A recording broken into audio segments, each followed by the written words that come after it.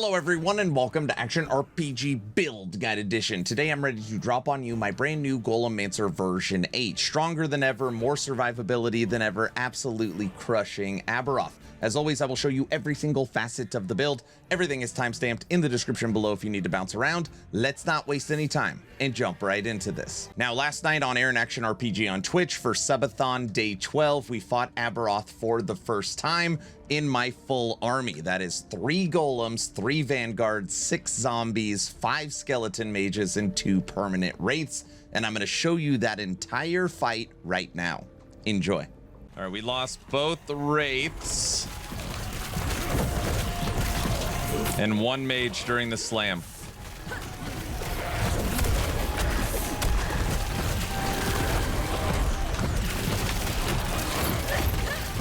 Golems haven't even been touched.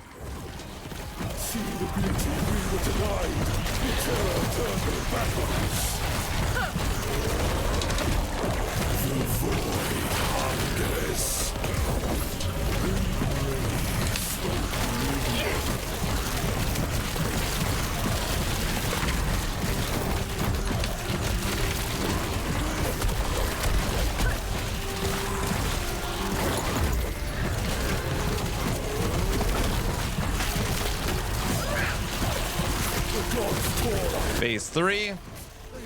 Army is holding. Golems haven't even been injured.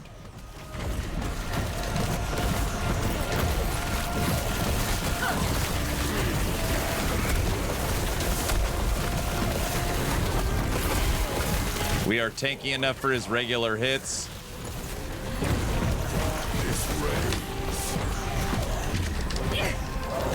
Let's bring him over here.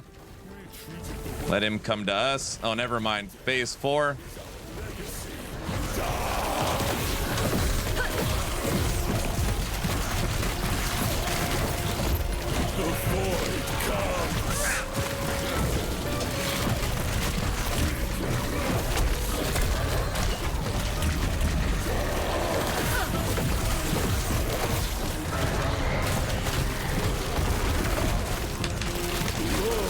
Final phase. The golems have still taken 0 damage.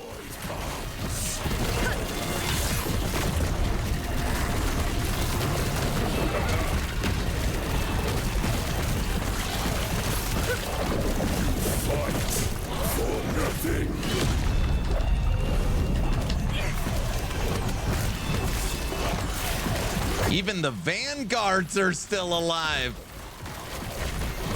We destroyed him! Oh my gosh! Golemancer V8.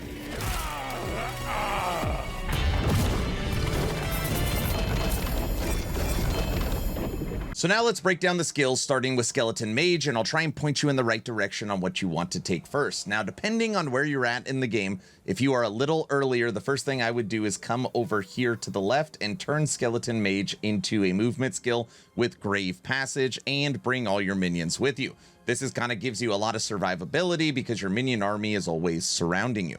Next thing you want to do is bottom right and come over here and turn your skeleton mages from shooters into melee death knights, because this whole build is focused on melee minion. You're then going to come over and boost its critical strike multiplier and its base crit chance. Give yourself an extra skeleton mage as well. Now, we were doing some testing. Normally we have way more points into summon skeleton mage, but I've had to pull back some of that for some sustain and boost our critical strike multiplier. So you kind of got an option here. They're pretty close. You can go into attack speed, or you could just boost their base damage. I went with boosting their base damage. Moving over to Summon Bone Golem for our Golemancer. You're going to be able to have 3 of these full size, not nerfed. First thing you want to do is come down and get these 2 notes. This is going to make them bigger and generate a lot of threat, so enemies are fighting golems and not you. And then this is going to boost their armor and their health. Next thing you're going to do is come up and over to this node, Bone Growth, which is going to transfer your health regen, which is huge, to your golems. This is what makes them so tanky. And again, enemies are fighting them and not you because they're generating threat, and they're very, very hard to kill. Next thing you're going to do is come over and boost their melee multiplicative damage and stun chance. Stun chance being very important. And then the remainder of the points would come right here into AOR, which is going to boost their movement speed and attack speed. Moving over to summon Volatile Zombie. First thing you want to do is come up so you could cast more, bring down the mana efficiency and cast speed, stun chance, multiplicative damage, kill threshold, necrotic, and fear. You want to take these first. And like I said, stun is very important because your zombies are going to be fearing enemies and stunning enemies, as your golems also have 150% because you have 3 of them. So a lot of the times you're getting sustained just because enemies aren't going to be attacking you, which is great. The remainder of the points go into multiplicative damage here on Grave Attunement and multiplicative damage here, which also boost their movement speed. Moving over to our permanent summon Wraiths. First thing you want to do is come down and take these right here. Twin Spirits is what makes it is they don't expire. You can only have 2, but you really never have to worry about them, and they hit like a truck. Your 350,000 damage at the training dummy, it is coming from your Wraiths. And you're going to boost their multiplicative damage.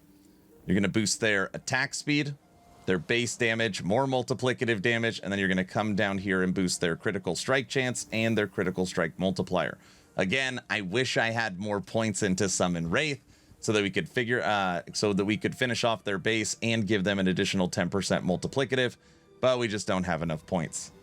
Last but not least, Dreadshade, which did get an update for Season 2. It no longer expires, so you can just set it on one of your golems and forget it for the most part. Now, on here, what you want to do is come straight down, give it a bigger area, make it where it no longer kills your minion, boost attack speed, boost damage. Then you're going to come right here and make it where you give your minions more base damage. The affected Dreadshade will be better based upon their missing life. And then the last point right here to make it where your minions will be damning enemies.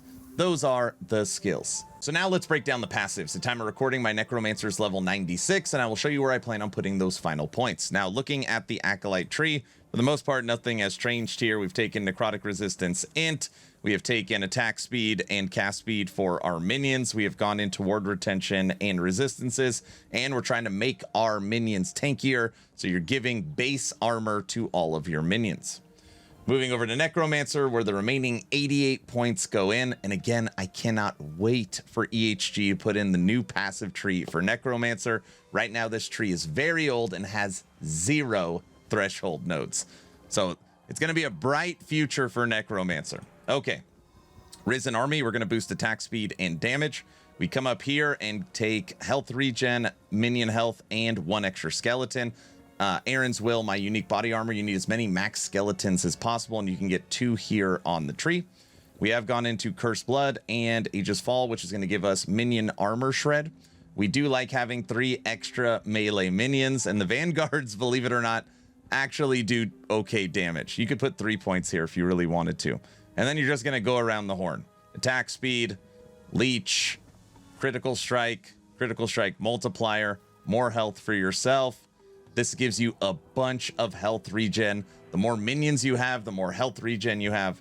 An extra Death Knight. Every time you cast Dreadshade, you're going to give haste and frenzy to all of your minions for 5 seconds, which means if you time this right, 50% of the time, all of your minions will have haste and frenzy. Now, my remaining points that I have, my 4 points I have, will likely go right here into Reclamation of Souls. This is going to give us ward on minion death. Your zombies will be blowing up all the time, and more ward retention just to give us a little bit more sustain since damage feels really good. Those are the passives. Moving over to last Epoch tools, we're going to break down the blessings, idols, and gear, starting with blessings. Now, just keep in mind that there's only one blessing you desperately need for this build, and it comes from everyone's favorite Lagon, and this is the health regen blessing. This gives you a ton of sustain. Now, the other blessings that I am using is flat health, all res, endurance, and physical resistance. But these 4 right here, you could switch out depending on the gear that you have. If you need void resistance, if you need critical strike avoidance, you can move these blessings around based upon your gear, but this is what I am using. Moving over to idols. Acolyte has one of the best idols in the game. It is the double life. You can get up to 9% life and 54% base health. On here, we're also taking ward decay and reduced bonus damage taken from critical strikes. And we have 4 of these.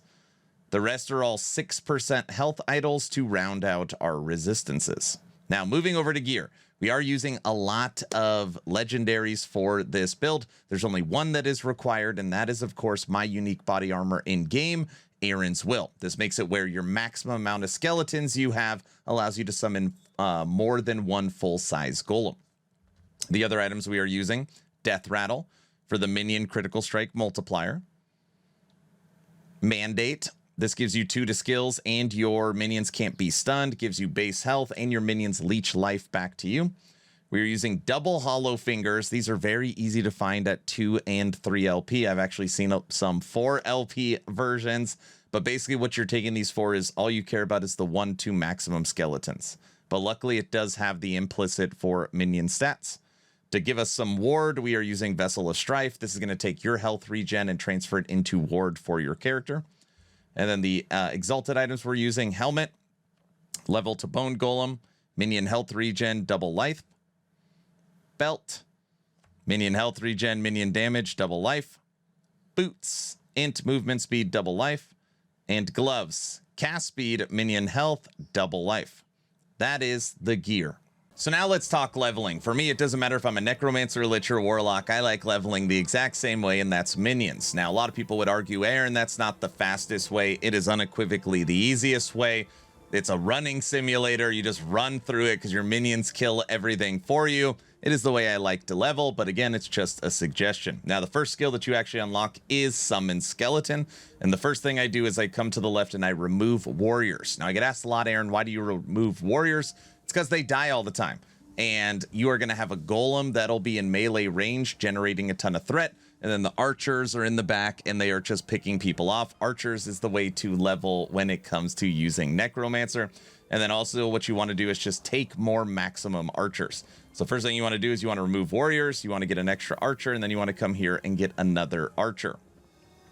Next skill you want, yes, Summon Bone Golem, and you just want to come and take these 2 nodes. This node first, Tower of Bones.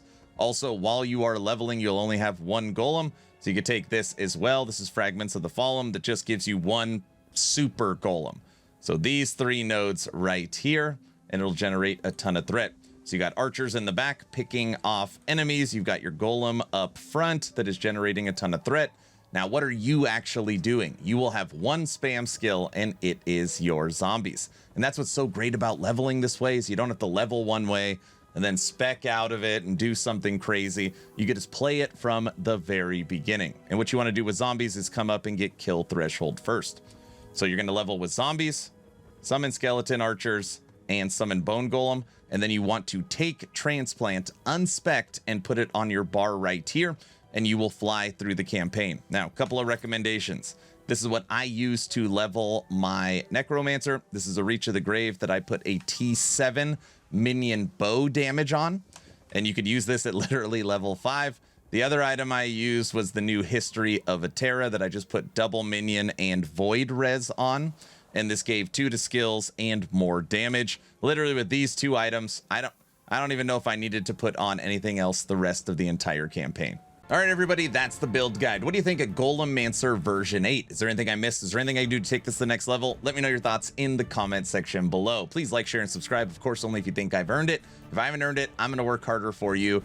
It has been insanity. Honestly, the numbers are, I don't know, hard to believe. We are now less than 2,000 subscribers on YouTube away from 100,000 followers. Launch of season 2 for Last Epoch has just been crazy on Twitch and on YouTube. And again, I really mean it. Thank you so much to everybody for the support. Check out actionrpg.com, 37 build guides that we are updating almost daily. And the site is kind of in its alpha stages, but it is going to get better week after week. And we're just going to continue to work on it. We are live on Aaron Action RPG on Twitch. Today is day 13 of Subathon 3. So come by if you have any questions or if you want to say hi. Hopefully you were entertained or at least learned something. Aaron